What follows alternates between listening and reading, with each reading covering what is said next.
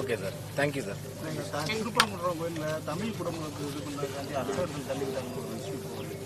அர்ச்சகரில் சத்யபாமான் கரூர் சித்தர் வழிபாடுல வந்து பண்ணவங்க தமிழ்ல அர்ச்சனை இது பண்ணணும்னு சொல்லி சொன்னாங்க. ஆமா, நம்ம அம்மா தள்ளி விட்டாங்களா? அது விடத்தானே செய்வாங்க. நீ மறுபடியும் அதுக்கு ஒரு சண்டை போடணும். நாங்க இதெல்லாம் உலகத்துல பாருங்க, இவ்வளவு இத்தனை 100 ஆண்டுகள் ஆயிடுச்சு. இவ்வளவு தீண்டாமை ஒழிப்பு பேசுறீங்க, சமத்துவம் பேசுறீங்க, சகோதரத்துவம் பேசுறீங்க, சமூக நீதி பேசுறீங்க.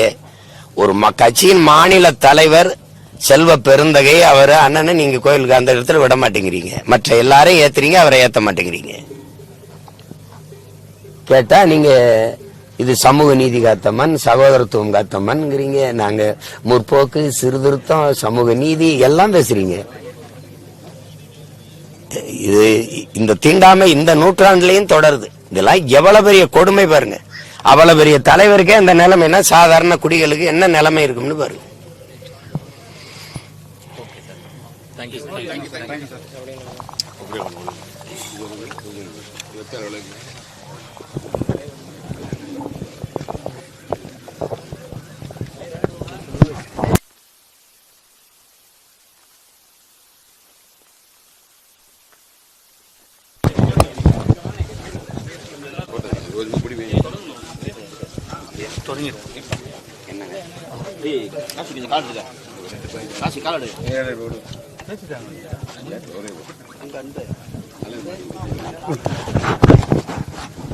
இந்த கால்நடைகள் ஆடு மாடுகளுக்கான மேய்ச்சல் நில உரிமைக்கு தான் இந்த மாநாடு நடக்குது. மேய்ச்சல் நிலம் எங்கள் உரிமைன்னு பல நாடுகள்ல எல்லாம் மேய்ச்சல் நிலங்கள் கோடிக்கணக்கான ஹெக்டர்ல இருக்குது. இப்போ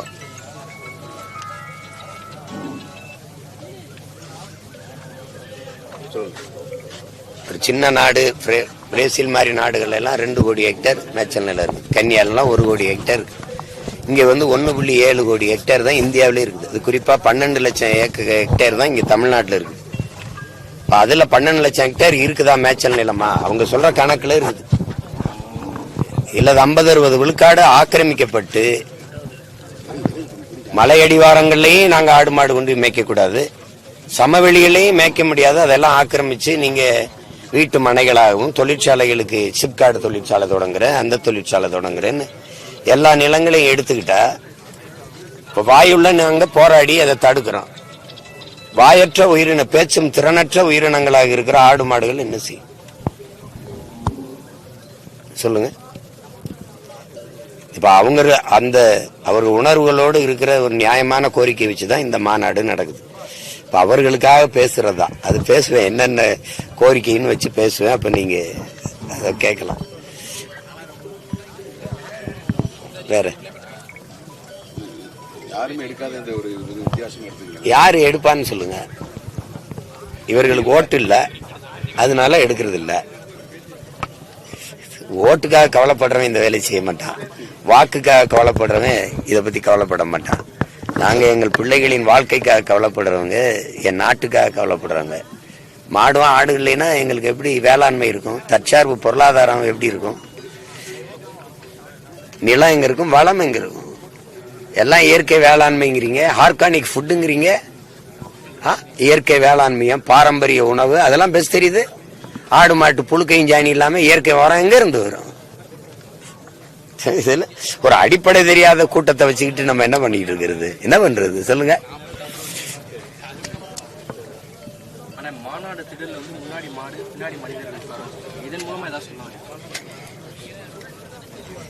ஒன்னும் இல்ல, மேய போகும்போது அவன் தான் முன்னாடி போவான், நாங்க பின்னாடி போவோம். அதனால பால் கறக்கும் போது அவன் தானே முன்னாடி நிக்கிறான், நாங்க பின்னாடி நிக்கிறோம். அதனால கொஞ்ச நாள் பின்னாடி இருந்த கொஞ்ச நேரம்னு வச்சிருக்கேன். ஜல்லிக்கட்டு நீங்க தான் ஃபர்ஸ்ட் பேசுனீங்க, அதே மாதிரி இந்த ப்ராப்ளம் மக்கள்கிட்ட போய் சேரும்னு நினைக்கிறீங்களா? இல்ல, நான் மக்களுக்கு போய் சேர்க்கணும்னு தான் பாடுபடுறேன். முதல்ல எங்க மக்களுக்கு ஒரு விழிப்புணர்வு தேவைப்படுது. அது எந்த ஒரு இதுலயுமே விடுதலையின் முதல் படியே விழிப்புணர்வுங்கிறாரு எங்க தலைவர். எங்க மக்களுக்குள்ள ஒரு அச்சம் இருக்கு, இதை சட்டம் போட்டாங்க நம்ம என்ன செய்யறது அப்படின்னு.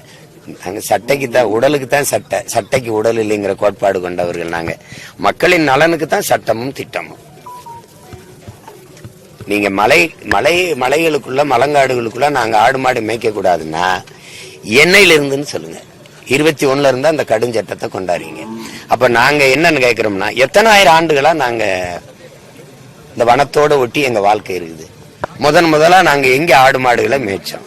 காடும் காடு சார்ந்த இடத்திலையும். காடும் காடு சார்ந்த இடத்துல நீ இப்ப கால் வைக்க கூடாது நீ சட்டம் போட்டா, இந்த சட்டத்தை நான் கால் செருப்பால் அடிக்கணுமா அடிக்க கூடாது? சொல்லுங்க, நீங்க சொல்லுங்க. என்ன நீ பண்ணிட்டு இருக்க? அறிவுறுந்த செயலா இருக்கா? அங்க ஆடு மாடு மேயறதுனால அருவி அப்படி உருவாகிறது, அப்படி நீர் வரத்து உருவாகிறது குறைஞ்சு. அவ்வளவு பாதுகாப்பாக நதியை வச்சிருக்கிறீங்க.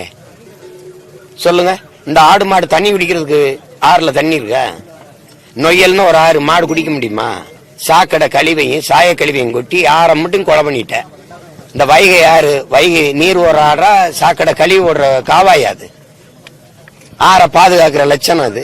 அருவியை பற்றி கவலைப்படுறவங்க.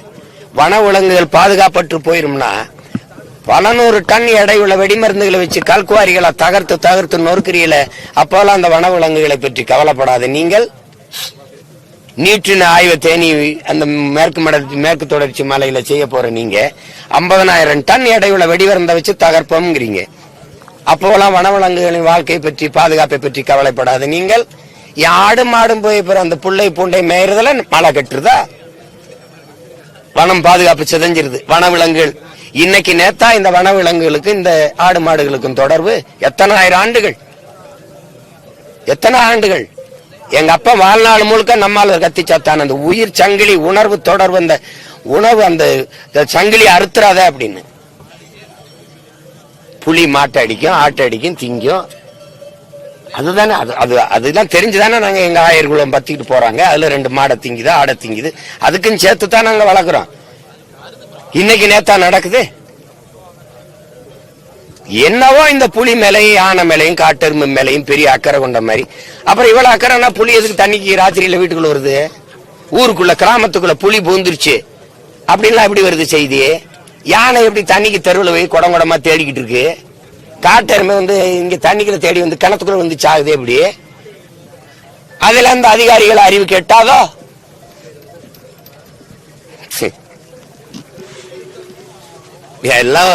எல்லாத்தையும் நொறுக்கி எறிகிற காலம் ஒண்ணு வருது பாருங்க. இது சும்மா ஒரு பைத்தியக்கார கூட்டம் உட்கார்ந்துக்கிட்டு என்ன தேதி செய்யறது? ஏதோ இன்னைக்கு நேத்து நாங்க ஆடு மாடுகளை நாங்களே உருவாக்கி வளர்த்து மேய்க்கிற மாதிரி. ஆதியில நாங்க செஞ்ச வேலையே அதுதான். முதல்ல வேளாண்மை செய்யல, முதல்ல செஞ்சதை ஆடு மாடு வளர்க்கறது தான்.